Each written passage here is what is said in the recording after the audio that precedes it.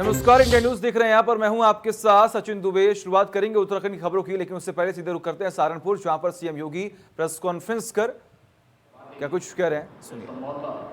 यहाँ के लिए 1000 सैंपल यहाँ के लिए उपलब्ध करवाने जा रहे हैं और अच्छा होगा कि उनका उपयोग करके गरीब पेशेंट को हम दे सकें, क्योंकि इस समय बहुत महंगी दवा है, तो अगर वो मिल जाती है तो काफ़ी अच्छी एक सुविधा हो जाएगी। हमें इस प्रकार के लोगों को प्रोत्साहित करना ही पड़ेगा। मैं एक बार फिर से यहाँ पर bill and Melinda Gates foundation को और टाटा ट्रस्ट को, उनके प्रतिनिधियों को उनका हृदय से अभिनंदन करता हूँ। फाउंडेशन से जुड़े हुए सभी पदाधिकारियों को हृदय से धन्यवाद देता हूँ, विश्वास व्यक्त करता हूँ कि आपके द्वारा किए जाने वाले जो सेवा के कार्य हैं ये निरंतर इस प्रकार से गरीबों तक इसी प्रकार से पहुँचते रहेंगे। आप सबको बहुत बहुत धन्यवाद। मैं माननीय मुख्यमंत्री जी के आशीर्वचन और मार्गदर्शन के लिए बहुत बहुत देखा आपने किस तरीके से सीएम योगी जो है वो सहारनपुर पहुंचे हुए थे, जहां पर पहुंचने के बाद उन्होंने कोविड अस्पताल का निरीक्षण किया है।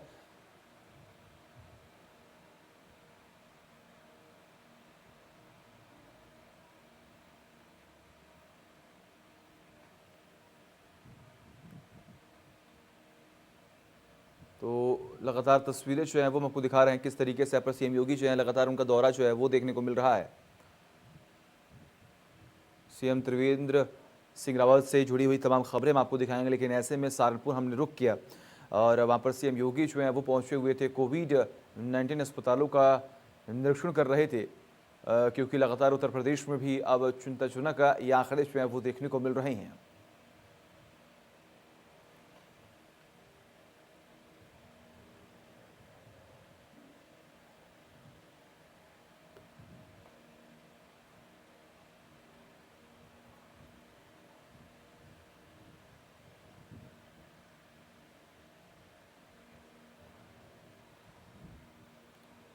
और इस बीच रुक करते हैं और खबरों की ओर। बड़ी खबर आपकी टीवी स्क्रीन पर। उत्तराखंड में कोरोना मरीजों का आंकड़ा 8,901 पहुंचा।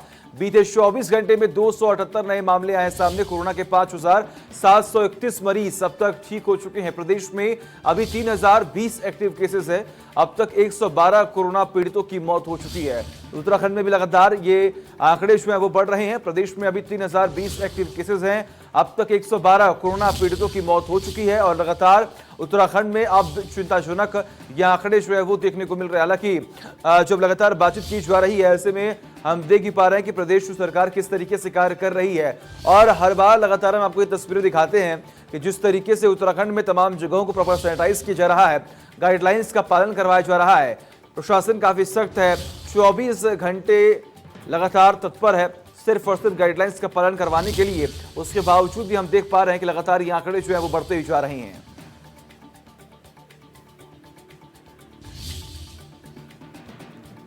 तो बीते 24 घंटे में 278 नए मामले आए सामने और कोरोना के 5,731 मरीज अब तक ठीक हो चुके हैं। प्रदेश में अभी 3,020 एक्टिव केसेस हैं।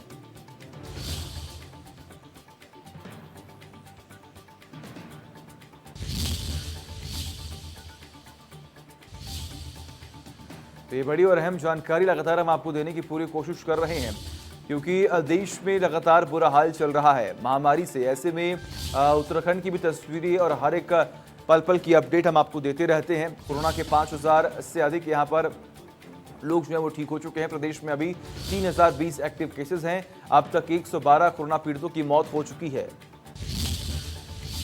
तो बड़ी और अहम जानकारी लगातार हम आपको देने की पूरी कोशिश कर रहे हैं।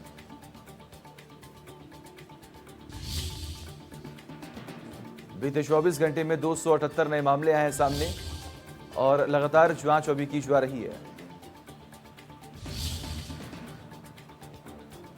प्रदेश में अभी 3,020 एक्टिव केसेस हैं। बड़ी और अहम जानकारी है टीवी स्क्रीन पर। अब तक 112 कोरोना पीड़ितों की मौत हो चुकी है। लगातार जांच की जा रही है, टेस्टिंग की जा रही है। जितनी अधिक टेस्टिंग की जा रही है उतने यहाँ पर लगातार ये मामले जो है वो बढ़ते जा रहे हैं। ऐसे में उत्तराखंड के मुख्यमंत्री त्रिवेंद्र सिंह रावत से हमारे संपादक अरविंद चतुर्वेदी ने उत्तराखंड मंत्रिमंडल विस्तार को लेकर खास बातचीत की। इस दौरान उन्होंने कहा कि सरकार इस पर काम कर रही है, आने वाले समय में विस्तार किया जाएगा।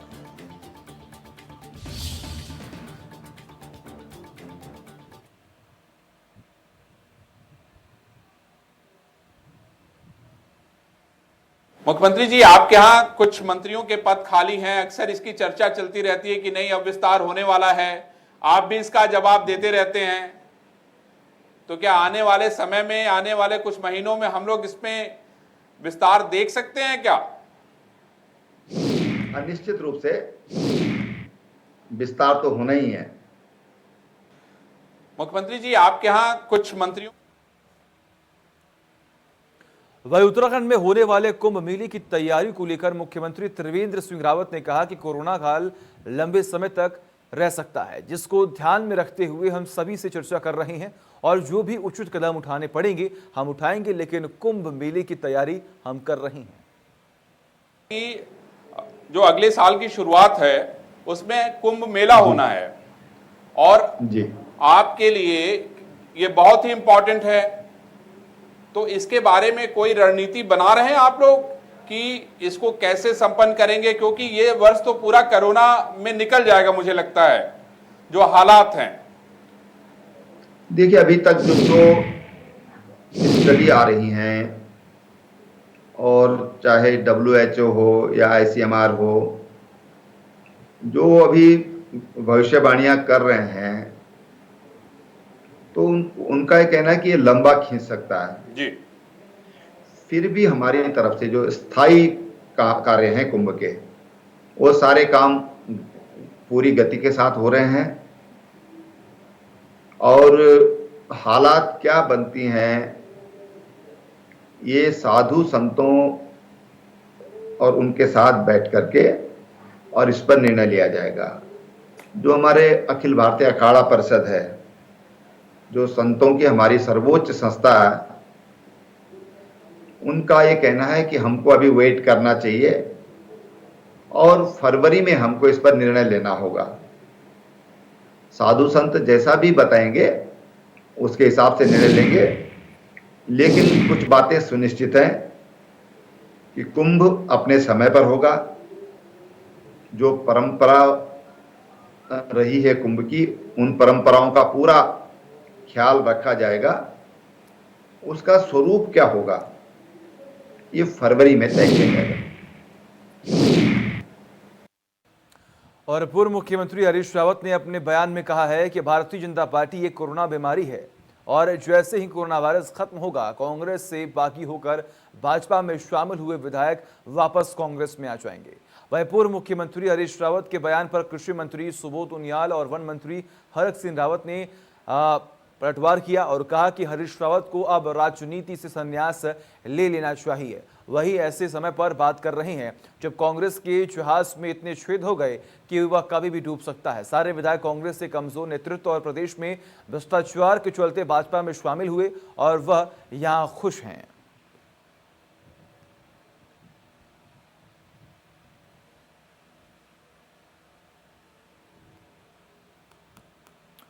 तो ऋषिकेश की ये तस्वीरें हम आपको दिखा रहे हैं और ऐसे में हरिद्वार से अगली खबर सामने आ रही है, जहां पर स्वामी परमानंद गिरी का बड़ा बयान सामने आया है। कहा, अब हिंदू राष्ट्र बनेगा भारत। मंदिर की आधारशिला रख पीएम ने ऐतिहासिक काम किया है। राम मंदिर अयोध्या में दिव्य और भव्य बनेगा राम मंदिर। ऐसे में पूरे विश्व में राम मंदिर को सबसे ज्यादा प्रसिद्धि है वो यहां पर मिलेगी। तो हरिद्वार की तस्वीरें जहां पर स्वामी परमानंद गिरी का ये बड़ा बयान सामने आया है। उन्होंने कहा है कि राम मंदिर अयोध्या में भव्य बनेगा। पीएम नरेंद्र मोदी ने आधारशिला रखकर बहुत ही अच्छा काम किया है।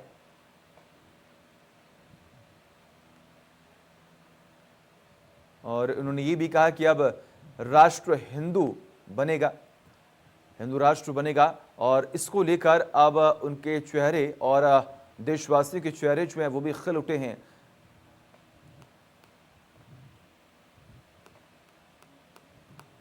ऐसे में हरिद्वार की तमाम तस्वीरें हम आपको दिखा रहे हैं।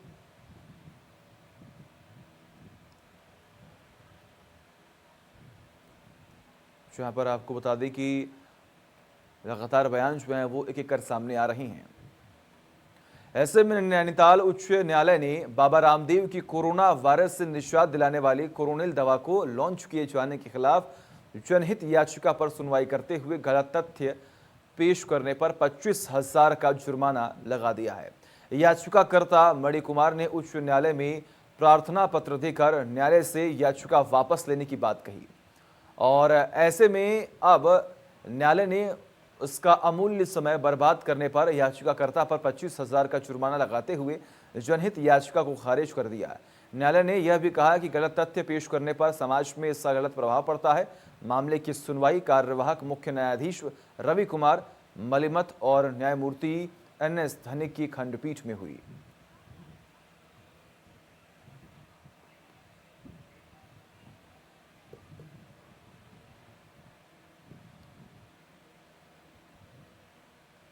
तो कोरोना को लेकर यहां पर जनहित याचिका का जो मामला है वो लगातार तूल पकड़ता हुआ दिखाई दे रहा था। ऐसे में अब याचिका वापस लेने को लेकर सफाई यहां पर पेश की गई है। और अब मसूरी से अगली खबर सामने आ रही है। कई महीनों से कार्ड धारकों को नहीं मिला राशन। सभासद ने की राशन डीलर के खिलाफ कार्रवाई की मांग। 106 कार्ड धारक पिछले कई महीने से नहीं मिल रहा राशन कार्ड धारक से अभद्रता कर रहे राशन डीलर। SDM मसूरी ने खाद्य पूर्ति इंस्पेक्टर को दिए हैं निर्देश। तत्काल मामले की जांच कर रिपोर्ट देने को कहा गया है। तो मसूरी की तस्वीरें हम आपको दिखा रहे हैं। कई महीने से राशन की कालाबाजारी यहां पर की जा रही है और इसी को लेकर अब ये पूरा मामला तूल पकड़ता हुआ दिखाई दे रहा है। कार्ड धारक से यहां पर अभद्रता करने का भी मामला सामने आया है।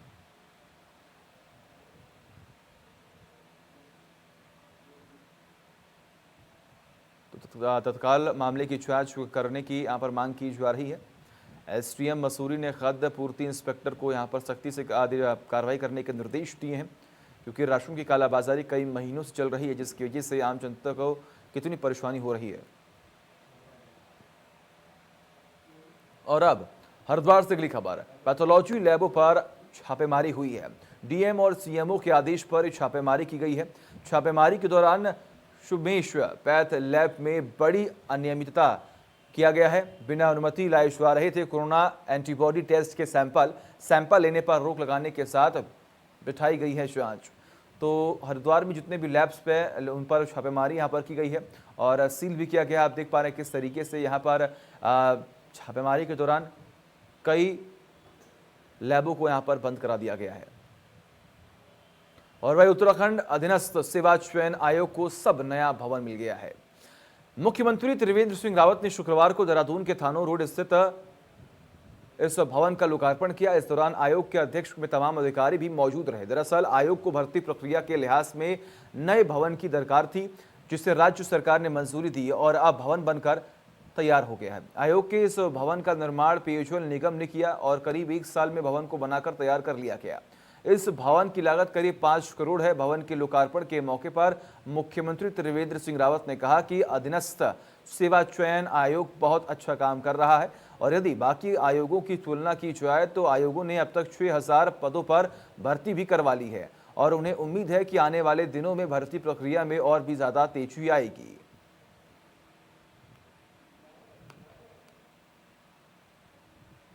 हल्द्वानी में सैकड़ों आशा कार्यकर्ताओं ने आज से 3 दिवसीय हड़ताल शुरू कर दिए हैं। राज्य सरकार से अपने नियमितीकरण और 18,000 न्यूनतम वेतन सहित कोरोना काल में बचाव उपकरण दिए जाने सहित अन्य मांगों को लेकर आशाएं हड़ताल पर हैं।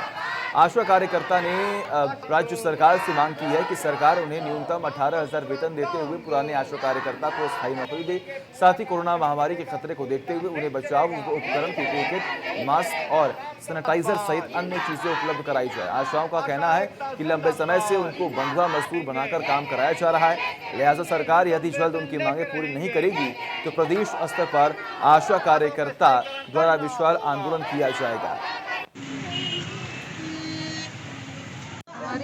हमारी मुख्य मांग है कि सरकार हमें राज्य कर्मचारी का दर्जा दे और हमें न्यूनतम वेतन 18,000 दे और ये जो हमसे बंधुआ मजदूरी करा रही है इससे हमें मुक्त करे सरकार। हमारी 7, 8, 9, 3 दिन तक की हड़ताल है। अगर जो इसमें हमारी सुनवाई नहीं हुई तो हम आगे भी हड़ताल पर ही जाएंगे।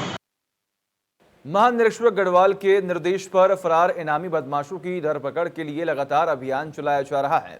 इसी अभियान में पुलिस लगातार कार्रवाई पर फरार इनामी बदमाशों को गिरफ्तार करने का काम कर रही है। फिलहाल अलग अलग मामलों में फरार चल रहे 3 इनामी अपराधियों को जबरेड़ा और मंगलौर पुलिस ने गिरफ्तार कर लिया है, जिनमें एक अपराधी पर 2,500 और 2 अपराधियों पर 1500 रुपए का इनाम भी रखा गया था। SP देहात हरिद्वार मामले की जानकारी उन्होंने दी है। तो रुड़की की तस्वीरें, जहां पर अब बदमाशों को लेकर सख्ती से कार्रवाई की जा रही है। और ऐसे में और अब खबर करेंगे मसूरी की ओर, जहां पर भाजपा विधायक गणेश जोशी द्वारा कांग्रेस के पूर्व राष्ट्रीय अध्यक्ष राहुल गांधी को राहुल खान बोले जाने पर कांग्रेस में भारी आक्रोश देखने को मिल रहा है। कांग्रेस कार्यकर्ताओं ने मसूरी शहर कांग्रेस अध्यक्ष गौरव अग्रवाल के नेतृत्व में मसूरी के शहीद स्थल पर धरना प्रदर्शन कर विधायक गणेश जोशी और भाजपा की राज्य सरकार के खिलाफ जमकर नारेबाजी कर विधायक गणेश जोशी के पुतले को आग के हवाले कर दिया। इस मौके पर कांग्रेस कार्यकर्ताओं ने विधायक के खिलाफ कार्रवाई करने और राहुल गांधी से माफी मांगने की मांग की है। उन्होंने कहा कि अगर उनकी मांग पूरी नहीं होती तो कांग्रेस प्रदेश स्तर पर आंदोलन करेगी।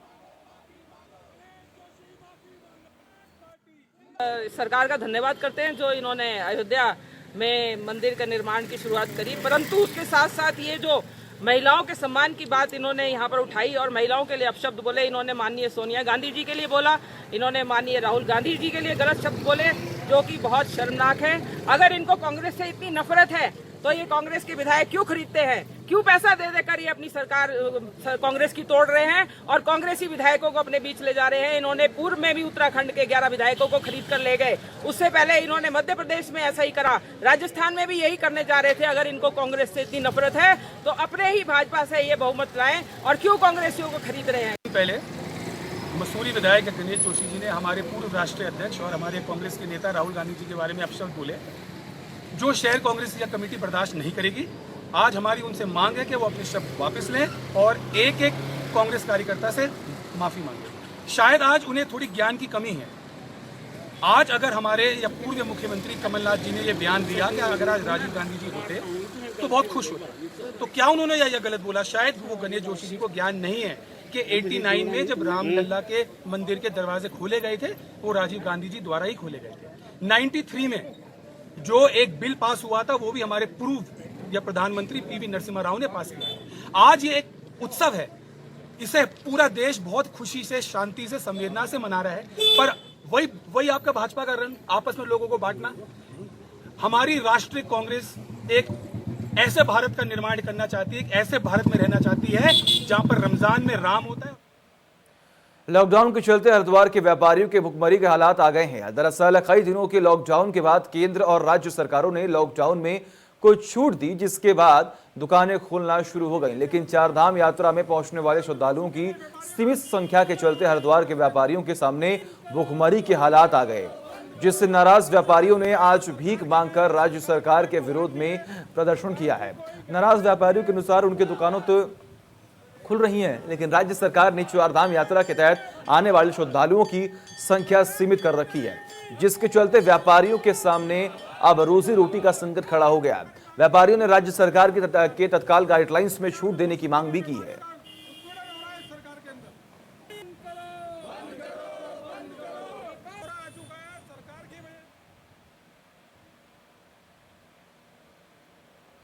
और वहीं बढ़ते हैं अगली खबर की ओर। मुनि की रीति शीशम झाड़ी में कोरोना का विस्फोट हुआ है। 34 नए मामले सामने आए हैं, जिसके बाद हड़कंप मचा हुआ है।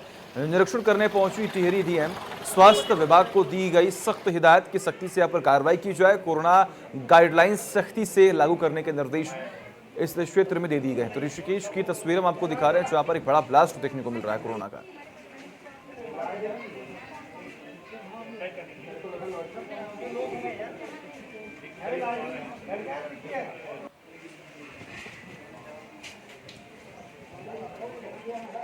लोगों ने सबसे पहले तो सभी एरियाज को पहचाना है जिसमें सबसे ज़्यादा पेशेंट मिले थे।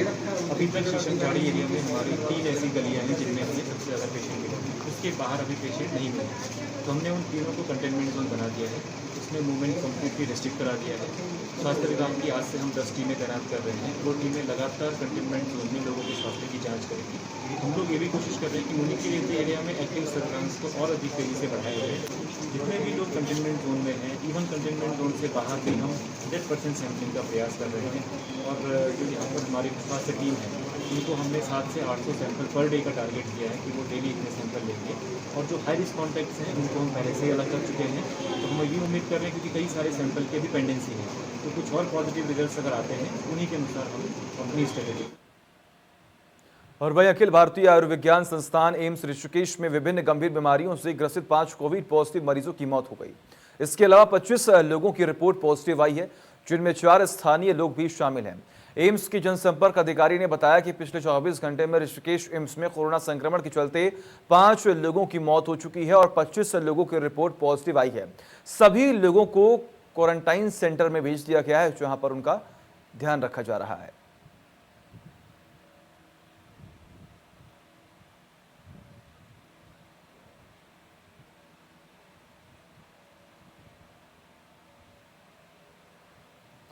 और ऐसे में अब खबर रुड़की से, जहां पर विद्युत विभाग को लाखों का चूना लगा दिया गया। रुड़की हरिद्वार राजमार्ग बिजली चोरी का मामला सामने आया है।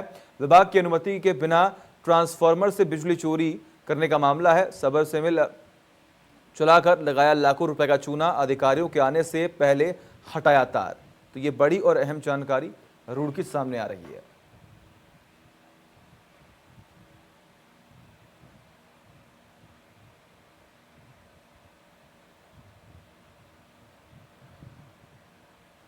और वही उत्तराखंड में एनसीसी एकेडमी अब पौड़ी गढ़वाल में नहीं बल्कि टिहरी गढ़वाल देवप्रयाग में ही बनेगी।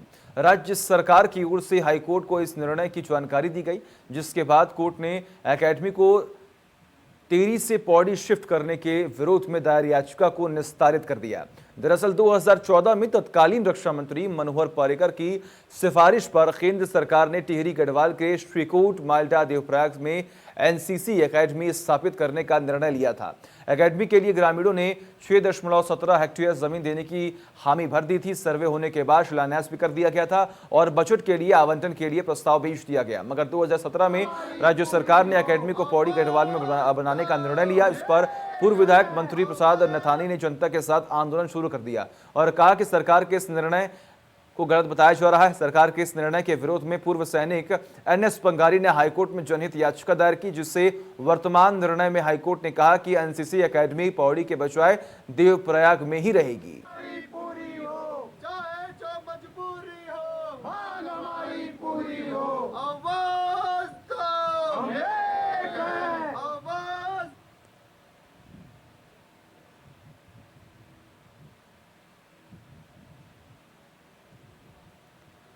और इसी के साथ फिलहाल खबरों में बस इतना ही। देखते रहिए इंडिया न्यूज़। नमस्कार।